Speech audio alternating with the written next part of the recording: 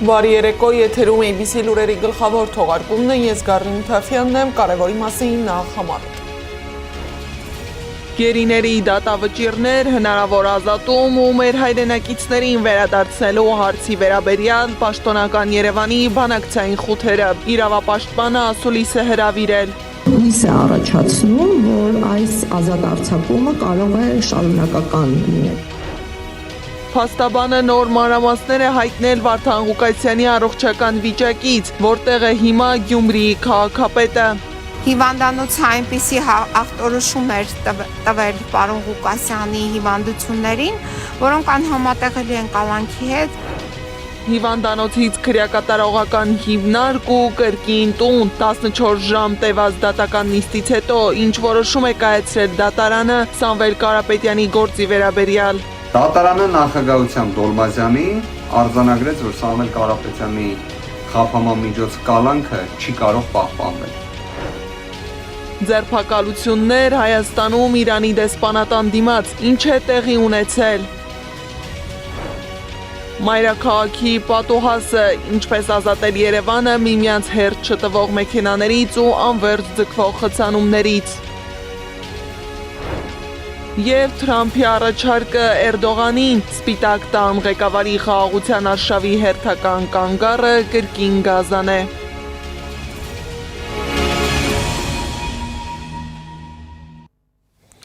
Լրանում է Բաքվի բանտերում գտնվող մեր հայրենակիցների դեմ կեղծ գործերի դատական գործընթացի 1 տարի։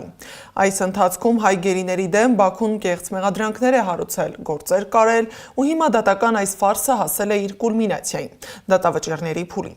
Սակայն նախքան դրան հասնելը մեր հայրենակիցներն այս ամբողջ ընթացքում բախվել են բազմաթիվ խնդիրների, խախտվել են նրանց հիմնարար իրավունքները։ Արդեն տևական ժամանակ է նրանք իրենց հարազատների հետ խոսելու ինչ-որ բան փոխանցելու համար ունեն ընդամենը 1 զանգի հնարավորություն, քանի որ Բաքուն փակել է Կարմիր խաչի միջազգային կոմիտեի գրասենյակն իր երկրում։ Եվ այս ամենն ու ավելին Բաքուն անում է միջազգային հանրության լուռ համաձայնությամբ, որոնք երբեմն անդրադառնում են մեր հայրենակիցների հարցին, թղթին մնացող կոչերով, դատապարտումներով ու մտահոգություններով։ Իրավապաշտպան Սիրանուշ Սահակյանը ներկայացրել է, թե այս 1 տարվա ընթացքում ինչ քաղաքականություն է որդեգրել Բաքուն մեր գերիների հարցում,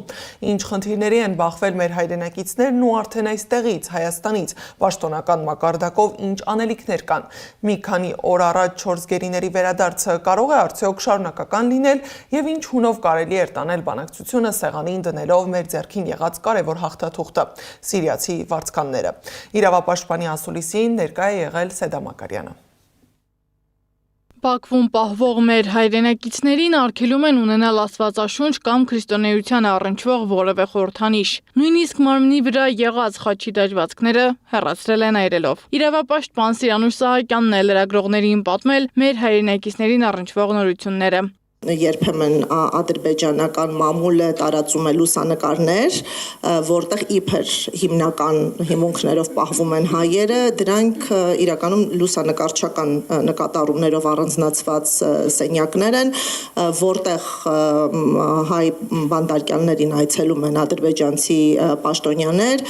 եւ դրանով ներքին լսարանին ցուցադրում են, որ մարդասիրական նորմերը Ադրբեջանում պահպանվում են։ Ըստ իրավապաշտպանի առանձնահատուկ խտրական վերաբերմունք է ցուցաբերվում Ռուբեն Վարդանյանի նկատմամբ։ Նա ի տարբերություն մյուսների չի կարողանում ամեն շաբաթ զանգել ընտանիքին։ Մեծացել է նրա մեկուսացվածությունը արտաքին աշխարհից եւ ընտանիքի միջոցով տեղեկացանք, որ պայքասել է զանգերի հաճախականությունը։ 16-ի պարագայում շաբաթը 1 անգամ զանգի հնարավորություն է տրվել, որպես կանոն չորեքշաբթի օրերին, իսկ դատապարտված 7 անձանց պարագայում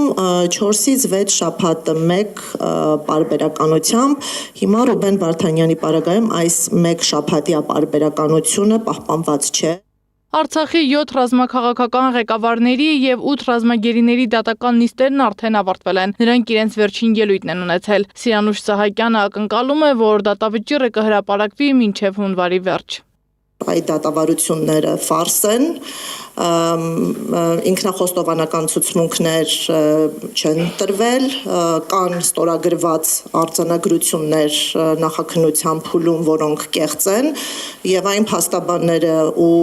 թարգմանիչները, ովքեր ստորագրել են այդ արձանագրությունները, պարտադրանքի ներքո են գործել։ Այսօր լրացավ այս կեղծ դատավարությունների մեկնարկի տարելիցը։ 19 հայ շարունակում է գտնվել Բաքվի բանտում։ Ռուբեն Վարդանյանի դատական վերջին նիստն էլ հետաձգվել է հանրային պաշտպանի առողջական վիճակի պատճառով։ Անդրադառնալով սիրիացի վարձկանների արտահանձնման թեմային, Սիրանուշ Սահակյանը նշում է, որ այս պահին անհայտ է, ունի արդյոք Հայաստանը բավարար լծակներ մնացած գերիների վերադարձի համար։ Միաժամանակ 4 հայ գերիների վերադարձից հետո իրավապաշտպանը հույս է հայտնում, որ մյուսները ևս կվերադառնան հայրենիք։ Սեդա Մակարյան, Մհեր Դավթյան, Անդրանիկ Մանսուրյան, ABC Media։ Իսկ վերադարձած 4 գերիները փորձում են կյանք վերադառնալ, առնել իրենց կարոտը, ընտանիքի հետ ժամանակ անցկացնել, երկար զրուցել ծնողների, քրոջ, եղբոր, կնոջ կամ երեխաների հետ։ Լիբանանահայ Վիգեն Էրջեքչյանը թեպետ հեռավար, բայց խոսել է իր երեխաների հետ։ Պատրաստվում են որդու հարսանիքին, որն արդեն 5 տարի է հետաձգվում էր։ Որդին Սերժը բացառում էր առանց հոր օրհնության ու ներկայության պսակադրվելու տարբերակը։ Իմ գործընկեր Անի Աբաղյանն է հանդիպել Վիգենի կնոջ Լինդայի հետ ու խոսել երկար սպասումից հետո հանդիպելու, կյանքը վերաիմաստավորելու հետագա անելիքների մասին։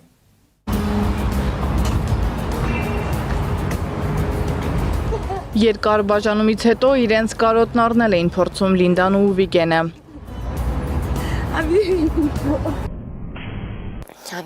Ամբողջ օրը նրան գրկել էի, շատ էի կարոտել, չէի ուզում 1 րոպե անգամ բաց թողնել Վիգենին։ Հասել էին հյուրանոց ու միանգամից զանգել երեխաներին։ Ինչ է ապրիկ։ Տարիներ առաջ կորցրած միասնությունը, սերը նորից զգալու համար։ Մենք վերջապես խոսեցինք իրար հետ, ընտանեկան երեկույթի էր նման, անչափ ուրախ էինք։ Վիգենն անդադար ուզում էր տեսնել Սերժին ու Քրիստին, լսել նրանց ձայնը։ Վիգենը լավ չի լսում, նորմալ չի քայլում, վիզը չի շարժում, ամեն փոքր բանից ուրախանում է, պատմում է կինը, ասում է, հայրենիք վերադառնալու լուրից սիրտն ուրախությունից պայթում էր, անիրական երազեր թվում։ Վիգենի հետ հանդիպելը չէինք հավատում, որ նա վերադառնալու է, անասելի տառապանքների միջով ենք անցել, հոգեկան ծանր խնդիրների ենք բախվել ես ու աղջիկս, Քրիստին, որդիս ավելի ուժեղ էր։ Բայց մենք ամբողջ ընթացքում մի մտավախություն ունեինք, որ եթե Վիգենը չվերադառնա, տղաս չի ամուսնանա։ Վիգենի վերադարձը նվեր էր որդու համար։ Պսակադրությանը հոր ներկայությունը երազանք էր դարձել, որ նրանց հավատի շնորհիվ իրականություն է դարձել։ Լինդան պատմում է, 2 ամսից վերջապես կամուսնանա որդին։ Ասում է, իրենց երջանկությունը կիսատ է դեռ, քանի մյուս գերիները ևս տուն չեն վերադարձել։ Ես լավ եմ հասկանում նրանց։ Անասելի ցավ ու վիշտ է։ Ադրբեջանում պահվող գերիները պետք է վերադառնան իրենց ընտանիքներ, հայրենիք։ Ես իմ ուրախության մասին չեմ ուզում կոչել, հարգելով դեռ գերեվարված ընտանիքների ցավը։ Լինդան եւ Վիգենը որոշել են Հայաստանում ապրել։ Գնալու են Լիբանան, որդուն եւ աղջկան տեսնեն ու աղջկա հետ Հայաստան գան։ Շատ եմ սիրում Հայաստանը, շատ։ Չեմ ասում, որովհետև նկարում եք։ Ես իսկապես սիրում եմ այս երկիրը։ Էլջեքչյանների ընտանիքի երջանկությունը վերականգնվել է Վիգենի վերադարձով։ Նրանք որոշել են այլևս միասին են քայլելու։ Վիգենի առողջական խնդիրները մեկ առ մեկ բուժելով, ընտանիքը կարևորելով ու միայն սիրուն գերի դառնալով։ Սեդա Մակարյան, Անի Աբաղյան, Մհեր Դավթյան, Անդրանիկ Մանսուրյան, ABC Media։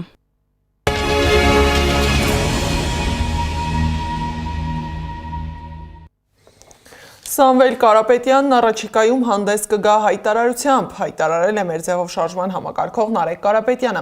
Շարժումը շուտով կներկայացնի Սամվել Կարապետյանի տեսլականը եւ նրա ծրագրերը տնտեսության եւ անվտանգության ոլորտներում։ Կարապետյանի խոսքով առաջին խոշոր իրադարձությունը տեղի կունենա հաջորդ շաբաթ։ Հիշեցնեմ, 14 ժամ տևած դատական նիստից հետո դատարանը մերժել է գործարարի նկատմամբ կալանքը որպես խափանման միջոց ընտրելու միջնորդությունը։ Փոխարենը վճռել է կիրառել տնային կալանք։ Որոշ սահմանափակումներ ևս դատարանը վերացրել է։ Սամվել Կարապետյանի նկատմամբ կիրառվեց տնային կալանքը, համակցված գրավով, բացակայելու արգելքով եւ մի կարևոր հանգամանք եմ ուզում նշել, կոչերի հրապարակային հայտարարությունների սահմանափակումը եւս վերացվել է։ Իդեպ այդ իմաստով, ինչպես արդեն 3 տեղեկացրել էի, Վերաքննիչ հակակոռուպցիոն դատարանը այդ մասով արձանագրումներ կատարել էր, որ նման սահմանափակում չպետք է լինի։ Փաստաբանը պատմել է նաև, թե ինչպես են Սամվել Կարապետյանին հիվանդանոցից տեղափոխել Երևան կենտրոն քրեակատարողական հիմնարկ, ընդհատելով բուժումը։ Փաստաբան Արամ Վարդևանյանը պատմել է, երբ Կարապետյանը կաթիլային ներարկում էր ստանում, ոստիկանության 10-ից ավելի ծառայողներ մտել են հիվանդանոց, քանի որ քննիչը գրություն է գրել, որ Սամվել Կարապետյանին անհապաղ տեղափոխեն քրեակատարողական հիմնարկ։ Գյումրիի կալանավորված համայնքապետ Վարդան Ղուկասյանին հիվանդանոցից տեղափոխել է ՆԱԱԾ մեկուսարան, տեղեկացրել է նրա փաստաբան Զարուհի Փոստանջյանը։ Բժիշկը կալանքի հետ անհամատեղելի ախտորոշում էր տվել եւ նրան քրեակատարողական հիմնարկ տեղափոխելը փաստաբանը բնութագրել է որպես հանցագործություն։ Նրան տեղափոխելը այս քրեակատարողական հիմնարկ ուղղակի կարելի է բնութագրել որպես հանցագործություն, որը միտված է մարդուն հասցնել մահվան։ Հիմա այս պայդրությամբ պարզվում է, որ այս քրեակատարողական հիմնարկում գոյություն չունի բժիշկ, ինչ որ բուժքույր կար, բայց որին ես հնարավորություն չունեցա հանդիպեի։ Պարզվեց, պարոն Ղուկասյանը շարունակում է գանգատվել առողջական խնդիրներից, սրտի եւ կրծքավանդակի շրջանում ցավեր եւ բարձր շաքար այդ շաքարի մակարդակը արյան մեջ եւ նրան ախտորոշել են շաքարային դիաբետ 2-րդ տիպ ծանր ընթացքով։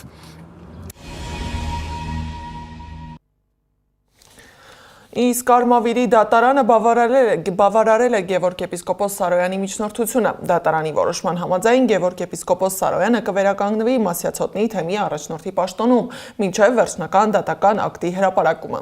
Սակայն տեղի ունեցածն աննախադեպ էր։ Եպիսկոպոսը դատի է տվել Հայ առաքելական եկեղեցուն, վիճարկելով վեհափառի որոշումը։ Փաստաբան Արա Զոհրաբյանի խոսքով Հայրապետի տնօրինությունը չի կարող դատական վերահսկողության առարկա դառնալ։ Հայաստանյաց առաքելական Սուրբ եկեղեցու կանոնադրության 61-րդ հոդվածի համաձայն թեմակալ առաջնորդին նշանակում է ամենայն հայոց կաթողիկոսը եւ հանդիսանում է նրա ներկայացուցիչը։ Անհրաժեշտության պարագայում վեհափառը կարող է պաշտոնից հետ կանչել թեմակալ առաջնորդին։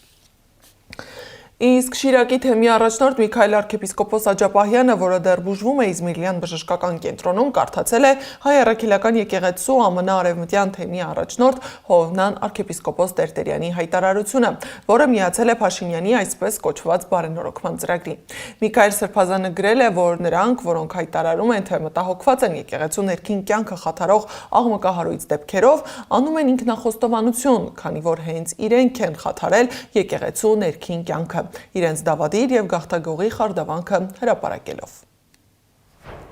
Իբրև վեհափառ հայրապետը պարտակել է Արշակ Սրբազանին վերագրվող ամբարկեշտ արարքը։ Ավելորդ այս ծիծաղելի մեղադրանքին անդրադառնալը, գոնե իրար հետ համաձայնեցրեք ձեր հայտարարությունները։ Միտիրադավ հայտարարում է, թե վեհափառը պատվիրել այդ տեսանյութը, իսկ սա ասում է, թե պարտակել է։ Առաջին հերթին կողմնորոշվեք, իսկ հետո սկսեք կամաց-կամաց առիթը զանազանել պատճառից, թեև երևի դժվար կլինի, ինչպես երևում է ձեր գործունեությունից։ Ցավալիորեն կրկնվում է գլխավոր մոլագարի շրջանառած այն թեզը, թե վեհափառը պարտադրել է աղա Նաբեղային։ Սա նույնպես պատճառ չի կարող լինել, այլ սոսկ առիթ, իսկ իրականությունն է, որ նախկին Աբեղայի իշխանության հասցեին արած դժգոհությանն ի պատասխան վեհափառը պարզապես հարցրել է. իսկ այդ դեպքում ինչու դու եւ մայրդ ցուցարարների շարքում չեք։ Սա է հենց նախկին Աբեղայից ինձ պատմվածը ժամանակին։ Փաստորեն հեղինակը անվերապահ հնազանդություն վեհափառին հայտնելու փոխարեն նույնը սկսել է հայտնել երկրի գլխավոր հանցագործին, որի կիսատ պռատ ինչ որ թղթի կտորը դառնում է փաստեր։ Նողկալի է այդքան իջնելը։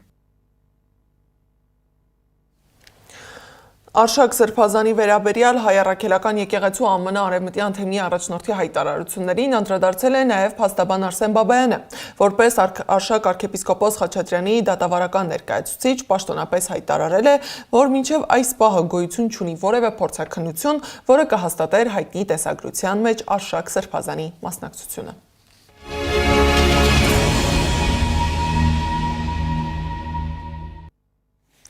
Իսկ Հայաստանում Իրանի դեսպանատան մոտից ներքին գործերի նախարարությունը բերման է ենթարկել 7 անձի։ Ըստ գերատեսչության հայտարարության երթնարտոնված չէր, այդ պատճառով արգելել են իրականացնել այն։ 7 անձին էլ բերման են ենթարկել ոստիկանության ծառայողի օրինական պահանջը չկատարելու համար։ Ավելի վաղ հայտնի էր դարձել, որ բողոքի ակցիա է Իրանի դեսպանատան առջև։ Ոստիկանները թույլ չեն տվել երթով շարժվել Կապույտ մզկիթ։ Այսօր առավոտյան էլ հրդեհ է բռնկվել Աբովյանի անմար կրակի հուշարձանի հարևանությամբ գտնվող նոր կառուցվող շենքում։ Դեպքի վայր է ժամանել Աբովյանի հրշեջ փրկարարական ջոկատից 2 մարտական հաշվարկ։ Հրշեջ փրկարարներն ու պարեկները շենքից տարհանել են մոտ 15 քաղաքացու։ Ըստ նախնական տեղեկության տուժածներ չկան, այրվել են մալուխներ։ Wizz Air-ը կանգնած է լուրջ ճգնաժամի առջև։ Եվրոպական բյուջետային ավիացիայի հսկային արգելել են 12 օրով թռիչք իրականացնել, երբ կարգավորող մարմինները տարբեր բազաներում իրականացված խիստ ստուգումների ընթացքում գտել են 34 անվտանգության խախտում։ Բացի այդ, վերջին օրերին այս ավիաընկերությունը լուրջ խնդիրներ է ստեղծել իր ուղևորների համար։ Որոշում է ճամփորդել, հստակ պլանավորում է ճամփորդությունը, ընտրում ամենահարմար երթուղին, հավաքում ճամպրուկները, գնում օդանավակայան ու հանկարծ պարզվում է, որ թռիչքը չեղյալ է հայտարարվել, բայց պատճառների ու ընթացքի մասին տեղեկացնող չկա։ Ավիաընկերությունը շատ ուշ է արձագանքել ուղևորներին ու տեղեկացրել, որ պատճառը եղել են եղանակային պայմանները։ Այսօր հաջողվեց կապ հաստատել ընկերության հետ, տեղեկացրին, որ ուղևորները շուտով փոխհատուցում կստանան։ Իսկ նախքան դա, ինչ խնդիրների են բախվել ուղևորներն ու ինչպես են դուրս եկել այդ վիճակից, ռեպորտաժում։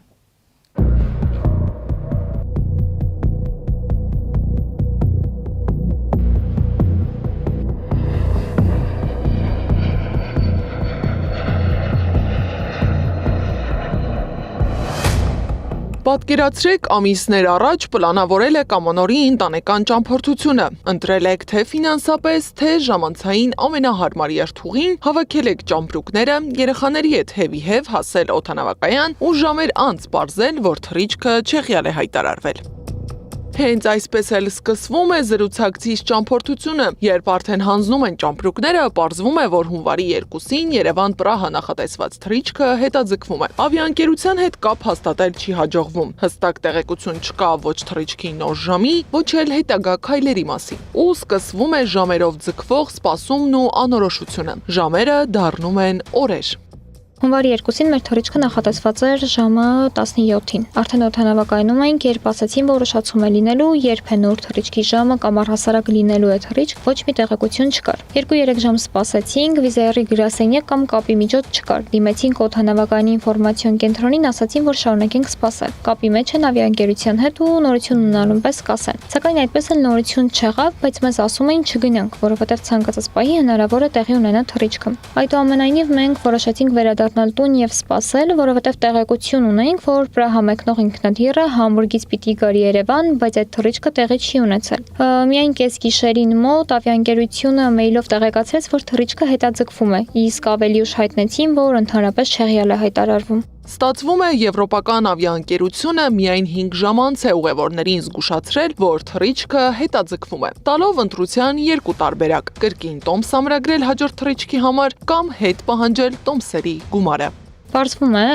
որ հաջորդ թռիչքի համար բոլոր տոմսերն արդեն սպառված են, զանգում ենք ավիաընկերության աջակցության կենտրոն, որը հայկական համար է, բայց Հայաստանում չի գործում, ասում են կարող են տոմս ամրագրել հունվարի 5-ի համար, իսկ վերադարձը կլինի հունվարի 9-ին։ Մինչդեռ տուրիստական գործակալությունն ասում է, որ չկա ազատ տեղ, ոնց են ուզում տոմս ամրագրել։ Մի խոսքով մի խառնաշփոթ, փորձում են հյուրանոցի ամրագրումը քենսել անել, բայց ասում են փողը չեն վերադարձնի։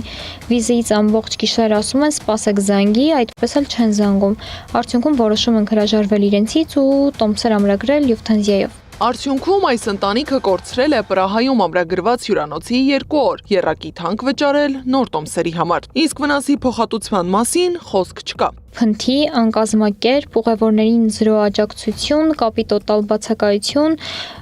Wizz Air ուղևորների նկատմամբ դրսևորել է զրո պատասխանատվություն։ Ըստ էության որևէ աջակցություն կամ փոխհատուցում չենք ստացել։ Wizz Air-ն ամանորյա նման անակնկալ է մատուցել նաև մի քանի օր անց, արդեն Երևան վերադարձողներին։ Ավիաընկերությունը չեղյալ է հայտարարել հունվարի 9-ին նախատեսված Պրահա-Երևան չվերթը, առանց պարզաբանման եւ առանց ուղևորներին այլընտրանք առաջարկելու։ Ոչ մի ինֆո չկա, ֆլայթը քենսել ա եղել, քանի օրից են մեզ քավր անում, քանի օրից մենք պետքա թռնենք հետ գանք։ Ընդհանրապես աբսոլյուտը ոչ մի ինֆո չկա, ասենք մարդը ծախսել է իր հանգստի ժամանակ իր ամբողջ փողերը ծախսել է։ Հիմա մենք մեզնով պետքա գնանք այդ հոթել, մի օր մնանք, ինչ ենք անելու, ոնց ենք անելու, երբ համերրեյսը, զրո ինֆորմացիա։ Փոխարենը ավիաընկերությունն առաջարկել է ուղևորներին մեկնել Պրահա-Քութայիս չվերթով եւ այնտեղից սեփական միջոցներով հասնել Երևան կամ ընտրել Պրահա-Ստամբուլ-Երևան երթուղի։ Բլոգերի խոսքով ավիաընկերությունը չի տրամադրել ոչ տրանսպորտի, ոչ հյուրանոցի, ոչ էլ սննդի կամ ջրի վաուչերներ։ Խաոսը հիմա վերջնականացնեմ։ Էփը կախած է մոտս, մինչև հիմա է կախած է էփը,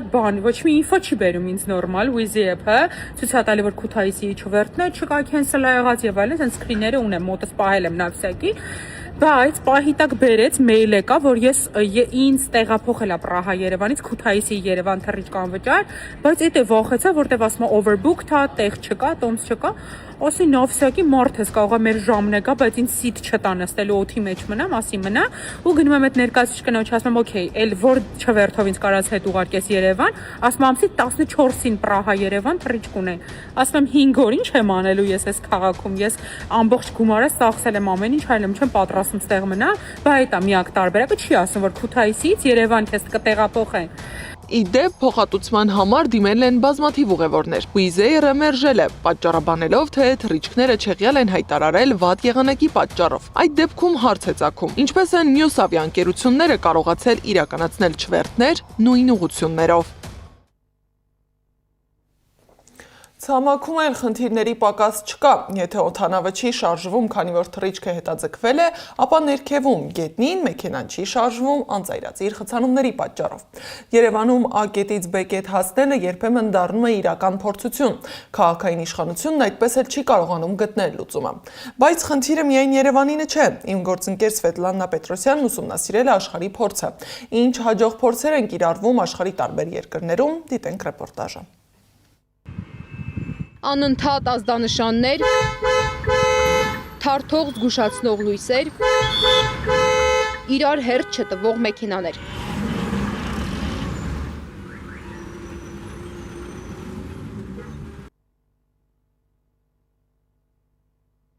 Քաղաքապետարանը փորձում է մեղմել խնդիրը։ Օրինակ դպրոցներում դասաժամերը սկսում են ավելի շուտ, որպեսզի առավոտյան երթևեկությունը որոշ չափով թեթևանա։ Սակայն ինչպես տեսնում եք, այս քայլը դեռևս չի լուծել խնդիրը։ Պարզվում է, ճանապարհային խցանումները միայն Երևանի խնդիրը չեն։ Աշխարհի շատ երկրներ տարիներ շարունակ տարբեր մեթոդներով փորձում են կարգավորել երթևեկությունը։ Դրանցից մեկը մուտքի վճարի սահմանումն է առավել ծանրաբեռնված հատվածներում։ Այս մոտեցումն առաջին անգամ կիրառվել է Սինգապուրում դեռևս 1975 թվականին։ Քաղաքի կենտրոն մուտք գործելու համար վճար սահմանելուց հետո պարզ դարձավ, որ երթևեկությունը կարող է իրականում կարգավորվել։ Հետագայում այս փորձը որդեգրեցին նաև Լոնդոնը, Լոս Անջելեսը, Փարիզը եւ Նյու Յորքը։ Համակարգը գործում է հետևյալ կերպ։ Ճանապարհներին տեղադրված կարմիր նշանները վարորդներին նախապես տեղեկացնում են, որ նրանք մտնում են վճարովի գոտի։ Սա հնարավորություն է տալիս ընտրություն կատարել, շարունակել երթևեկությունը,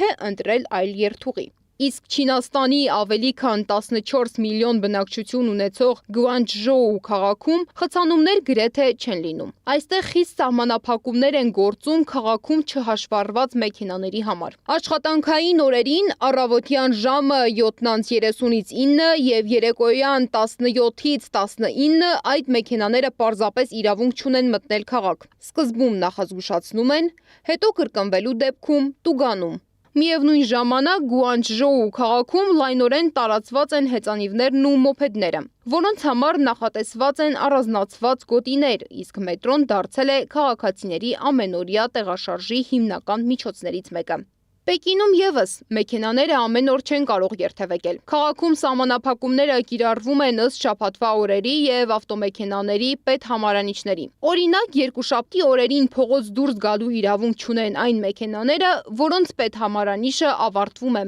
1 կամ 6 թվերով։ կարգը խախտելու դեպքում նախատեսված է 100 յուան տուգանք, որը կրկնվում է յուրաքանչյուր 3 ժամը 1, եթե մեքենան շարունակում է երթևեկել արգելված օրը։ Այս սահմանափակումները չեն վերաբերում կանաչ համարանիշներին, այսինքն էլեկտրական մեքենաներին։ Եվրոպայում խնդրին մոտենում են համակարգված։ Գերմանիայում հասարակական տրանսպորտը գործում է ճշգրիտ ու վստահելի, ճանապարհներն ընդարձակ են եւ հարմար։ Բացի այդ, մարդիկ աշխատանքի գնում են տարբեր ժամերի, որպեսզի բոլորը միաժամանակ փողոցներ դուրս չգան։ Իսկ Փարիզում վարորդներին խրախուսում են ավելի հաճախ օգտվել հասարակական տրանսպորտից։ Քաղաքի գլխավոր մայրուղիների մի մասը հատկացված է ավտոբուսներին, իսկ անձնական մեքենաների համար տարածքը սահմանափակ է։ Դանիայում լուծումն ավելի պարզ է։ Բնակչության մոտ 20%-ը նախընտրում է հեծանիվը։ Ֆինլանդիայում, ԱՄՆ-ում եւ մի շարք այլ երկրներում կիրառվում են տեխնոլոգիական լուծումներ։ Ճանապարհային խցանումները վերահսկվում են բջջային հեռախոսների տվյալների միջոցով։ Եթե որևէ հատվածում մեծ թվով սարքեր են լինում, համակարգը դա ճանաչում է խցանում,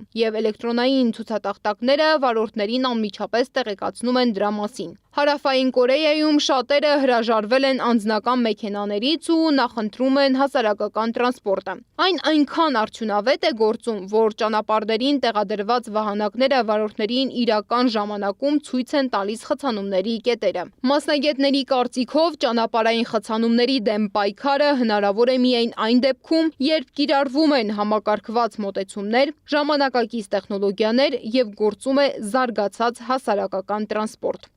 Սվետլանա Պետրոսյան, Անդրանիկ Մանսուրյան, ABC Media։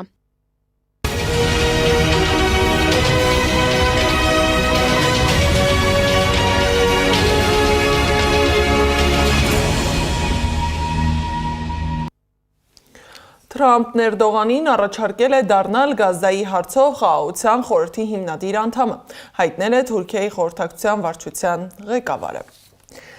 Բացի այդ, ԱՄՆ նախագահ Դոնալդ Թրամփը հայտարարել է, որ ոչ ոք չի փորձել իրեն համոզել հետ կանգնել Իրանին հարվածելու մտքից, ինքն իրեն է համոզել։ Թրամփն ասել է, որ իր որոշման վրա մեծ ազդեցություն է ունեցել այն փաստը, որ Իրանի իշխանությունը չեղյալ է հայտարարել հունվարի 15-ին նախատեսված ավելի քան 800 մահապատիժ։ Իրանը պատերազմի մեջ չի ներքաշվի, բայց հետքայլ չի անի անկարգությունների մեղավորներին պատժելու հարցում, հայտարարել է Իրանի հոգևոր առաջնորդը։ Ալի Խամենեի խոսքով ներքին հանցագործներից ավելի վտանգավոր են միջազգային հանցագործները։ Հոգևոր առաջնորդը հայտարարել է, որ Թեհրանը նրանց ևս կանդրադառնա։ Միջազգային լուրերը Զարա Սարգսյանի ռեպորտաժում։ Դոնալդ Թրամփը սպառնացել է կիրառել ապստամբության մասին օրենքը սեփական երկրում, Մինեսոտայում զորքեր տեղակայելու համար։ Որոշումը կայացվել է Մինեապոլիսի փողոցներում ներգաղթային գործակալների թվի աճի դեմ մի քանի օր տևած բողոքի ցույցերից հետո։ Ցուցարարների եւ դաշնային պաշտոնյաների միջև բախումները սրվել են այն բանից հետո, երբ ներգաղթի եւ մաքսային ծառայության գործակալ նորեր առաջ Մինեապոլիսում մեքենայում սպանեց Միացյալ Նահանգների քաղաքացի 37-ամյա Ռենե Գուդին։ Դեպքից հետո բողոքի ցույցերը տարածվեցին այլ քաղաքներում ևս։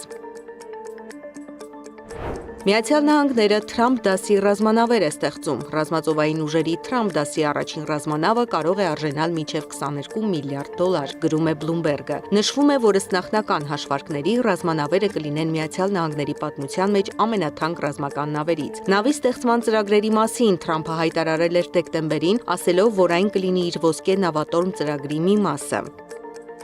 Ուկրաինան երբեք չի եղել եւ չի լինի խաղաղության համար խոչընդոտ, հայտարարել է Ուկրաինայի նախագահ Վլադիմիր Զելենսկին, արձագանքելով Թրամփի հնչեցրած մեղադրանքին, թե Զելենսկին է ռուս-ուկրաինական պատերազմի դադարեցման գլխավոր խոչընդոտը։ Ուկրաինայի նախագահը նշել է, որ ռուսական հրթիռները, անօդաչու թռչող սարքերը եւ Ուկրաինան ոչնչացնելու փորձերը հստակ ապացույց են, որ Մոսկվան չի ձգտում խաղաղության համաձայնագրերի։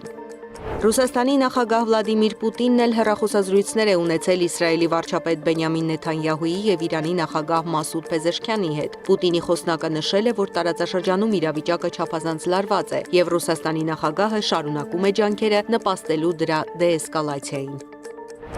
Ես հավատում եմ, որ ինձ կընտրեն Վենեսուելայի նախագահ, երբ գա ճիշտ ժամանակը, ասել է Վենեսուելայի ընդդիմադիր գործիչ Մարիա Կորինա Մաչադոն։ Հիշեցնենք, որ նա իր խաղաղության Նոբելյան մրցանակը հանձնել է Միացյալ Նահանգների նախագահին, ասելով, որ նա դրան արժանի է։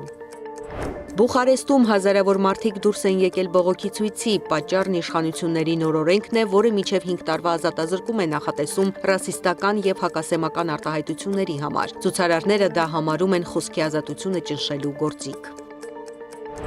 Թվում է Ռուսաստանում տեղացած ամբողջ ձյունը տարել են Կամչատկա։ Լրատվամիջոցները հաղորդում են, որ Ռուսաստանի այս մարզում այնքան շատ ձյուն է տեղացել, որ թերակղզում տեղումների նոր ռեկորդ է սահմանվել։ Ձյան շերտի բարձրությունը որոշ տեղերում արդեն հասնում է շենքերի 4-րդ հարկ։ Ճապոնիայում էլ բրինձ ծեծելու արարողություն է անցկացվել՝ ի նշան առատության եւ ընտանիքի պաշտպանության։ Այս ծեսն իրականացնում են կիմոնոներով կանայք փայտե մուրճերով։ Զարա Սարգսյան, Անդրանիկ Մանսուրյան, ABC Media։ Եվ վերջում եղանակի մասին։ Երևանում հունվարի 17-ի երեկոյան եւ 18-ին ու 20-ին սպասվում է ձյուն։ Հունվարի 21-ին եւ 22-ին սպասվում է առանց ձեղումների եղանակ։ Հանրապետության տարածքում հունվարի 17-ի ցերեկն առանձին շրջաններում 17-ի ուշ երեկոյան, 18-ին եւ 20-ին շրջանների մեծ մասում սպասվում է ձյուն։ Լեռնային առանձին վայրերում բուք, ցածր հորիզոնական տեսանելիություն։ Օդի ջերմաստիճանը հունվարի 18-ին եւ 19-ին գիշերային ժամերին աստիճանաբար կբարձրանա 5-ից 8 աստիճանով։ Այս ժամի համար նախատեսել էինք այսքանը, շարունակեք հետևել մեզ YouTube-ում, Facebook-ում, Telegram-ում, WhatsApp-ում, Instagram-ում, TikTok-ում կամ այցելեք մեր պաշտոնական կայք www.abcmedia.am։ Ես Գառնիկ Թաֆյանն եմ, շնորհակալություն ուշադրության համար, մենք կհանդիպենք երկուշաբթի առավոտյան ժամը 9-ին, մաղթում եմ հաճելի հանգստյան օր, հաջողություն։